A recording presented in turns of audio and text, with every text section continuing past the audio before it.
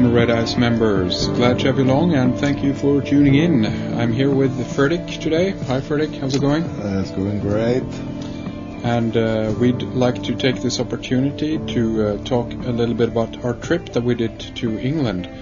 But before we do that, we want to mention a few things about the website, especially about the forum. We're planning to have that up and running by May the 24th, right Fredik? Yeah, we have registered a new domain, and that is rediceforum.com. So we will have a sort of separate website for that, and we will have two forums, one for members and one that is open for everybody. We will have a shout box also there, so I think that's going to be nice to get that going again, the forum. Nice, it's rediceforum.com. Yeah. And how about the moderators? Yeah, that's right. We're looking for anyone interested in moderating the open forum, and anyone that's interested can send an email to fredrik@redicecreations.com. And the email address will be on the information page. Okay, very good. So some of you might know that about a week and a half ago we set off to attend the Beyond Knowledge conference in Liverpool. And we met some really nice people there, a lot of Red Eyes listeners actually. I had a great time at the conference. It was really nice meeting a lot of the people there. What about you, Fredik? You have a good time there? Yeah, it's nice to meet some of the speakers, some of the members. Also want to say a big thanks to the people that organized the conference. Had a really nice time there. Exactly. David Truman, and also, of course, AM and Nikki and Mark and several others. Probably forget to mention those right now, but so many people there that were arranging the conference. It was really nice put together, and a lot of people enjoyed it, I think. So it's a great event. Nice to visit Liverpool also. Indeed, and we didn't have too much time to see that much of the city, but anyway, we got to see Ringo Starr's house, right? Yeah. The taxi driver took us on the route by Penny Lane and showed us the birthplace of Ringo Starr. So it was pretty nice. But anyway, we did camera interviews, as we've mentioned, with some of the speakers at the conference, and of course we're going to put that material, the raw footage of that, in our member section before we do something more with that material, so you as a member can have access to the footage and kind of follow along more closely in what we do here. So after the conference, anyway, we stopped by London also for a few days, and this is something that we're going to talk about today. It was a pretty hectic few days, traveling long distances with a lot of gear. It's always challenging, but it was also a lot of fun.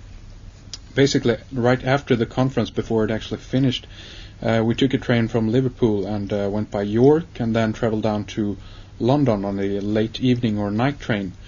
And those were really, really nice actually, kind of quiet and not many people on there at the time. So basically when we got to London, we just took a cab at the hotel and took a long night's sleep, And then the morning after, the first day, we took a pretty long walk around in London, and the hotel was close to Hyde Park. We kind of walked, I guess, the wrong way at first and went up towards a place called Notting Hill. Took a few photos along the way and discovered some pretty interesting sights nonetheless on the way there. And the weather was pretty nice as well. Pretty warm and kind of the first summer weather that they had in London, so it's pretty okay. So we just walk around and scope out the area for a while. Yeah. And then at some point we grabbed a cab, and I think the first place we went to actually was Cleopatra's Needle. I've been wanting to see that for a long time, for the fact that it's that kind of connection between Egypt and London in a clear way. kind of evidence for the connection between those places. And it's actually a long story on how that was transported from Egypt up to London. We don't want to go into that right now. It's a long story and it's available on Wikipedia and other sites, of course. But what's worth mentioning about it is that it's actually a trio of obelisks, and one, of course, then is in London. One is in Paris, and then it's a third one that's in New York City. And the obelisk is placed on right at the bank of the Thames, and it's pretty close to Westminster, the House of Parliament. And what's interesting is that the monument actually stands halfway into the water. When we first got there, we kind of noticed that the both of the sphinxes that is flanking the obelisk and looking in towards the obelisk. I guess they were saying that the sphinxes are kind of guarding the obelisks. But anyway, you notice that it's standing kind of halfway over the embankment, so it's kind of half not immersed in water, but right at the bottom of the obelisk there is a kind of a plateau beneath the obelisk, and water is kind of coming in there all the time. So it's a little bit like a micro version of the big Washington monument in Washington D.C., where they also have the waterway. So it's very similar in that way. And on the other side of the Thames is the London Eye, of course. Also placed halfway on the embankment. The supporting structures on land, and the big wheel hanging over the water, basically. Yeah. And we have that photo on our information page, so you can follow along here.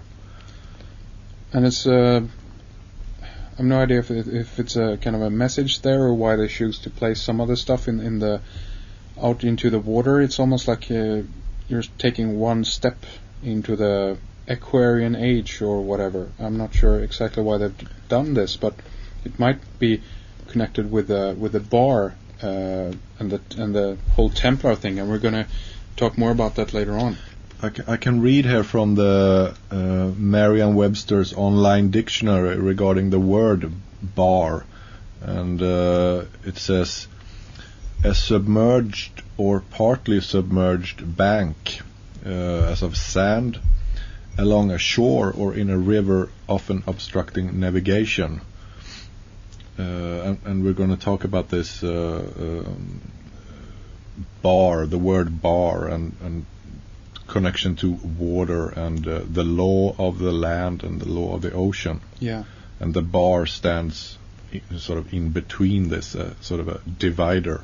Yeah, very good. Yeah, let's return to that a little bit later on when we talk more about the Templars.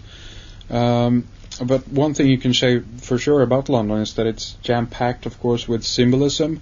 If you know what you're looking for, it's all over the place, and you're stumbling over it every 5 meters you take. Basically, it's everywhere. And in most cases, where we stood and filmed and photographed Fredik, a lot of people kind of stopped and looked at what we were taking pictures of. Yeah, looking at us and looking at what we were looking at. Right. And especially when you're not sort of filming or taking pictures of the normal or more known sort of tourist attractions, and we sort of became an attraction in a way there. Right.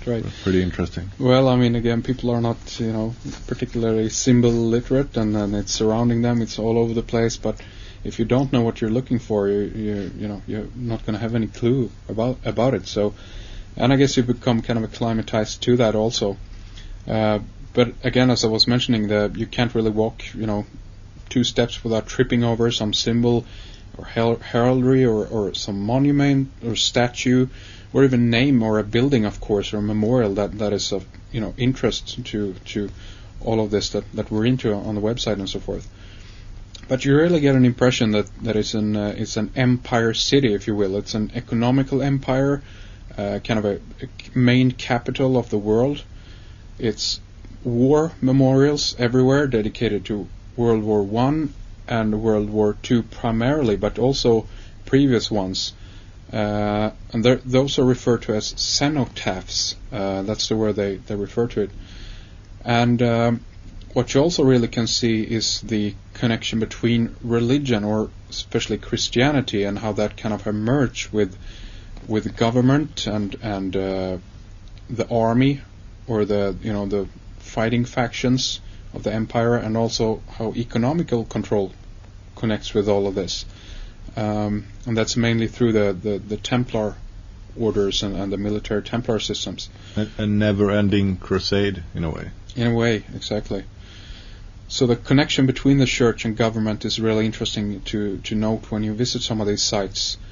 There are memorials and plaques dedicated to so-called war heroes, generals that have died throughout the war. You can find these in some churches, and sometimes in the middle of the street, especially at the Whitehall area, where the old war office is. You see loads of these cenotaphs everywhere. And to go back to the site at Cleopatra's Needle, I think Gordon, who were in Khartoum. Khartoum, yeah, right. And he has sort of if you look at the film Khartoum with Charlton Heston, you get a feeling that he's portraying sort of a Jesus character, and there you have the connection again with the empire and the crusade and the religious military connection in a way there. So right, it's almost like he's portrayed as another what do you call him? Lawrence of Arabia? Yeah, he's a savior, basically. He's saving that city, or at least he's trying. And the enemy there, again, is the evil Islam, or... right, the Muslims. The Muslims, yeah. Basically. Yeah. Exactly, so he's gaining or taking over the region for the British Empire, basically. And it's really kind of, when you walk throughout the city, it's almost like a boasting of that idea, or that they're very proud of that, obviously, of the British Empire, and how they're taking over different regions, different countries, and even almost entire continents in some cases. One example of this is when you walk up to St. Paul's Cathedral, or not walk up to it, but actually if you go into it and down into the crypt, and that was open when we went by there. They have statues of generals and other folks who died for the cause, primarily again from World War I and II, but also other wars in India and other places. There's also kind of plaques underneath there, going from approximately 1000 AD leading up to 1666, when the Great Fire took place in London. The plaque in the crypt was full of these names of people who have been instrumental in conquering different places for the British Empire. But that's not really surprising when you think of it. The church and the army are joined at the hip. We know that the Knights Templar, or the Knights of Malta, it's a military order that has its roots in the Roman Catholic Church. And something that was new, for me at least, at this point, to read up on later, after when we got home, is that the Church of England primarily is not Protestant church, or a Protestant faction of Christianity. And obviously I know that it's not Roman Catholic, but what I found out is that it belongs to the Anglican Church, and this might be a dough to many people out there, but it was new to me that they belong to this Anglican communion, as they call it. And they've really found that kind of golden middle of the road type thing going on, where they could kind of reel and deal with everybody. They can deal with the Catholic side and also with the Protestant side. And that sort of connects to the bar idea again, of being a divider, or a sort of middle ground between two sides.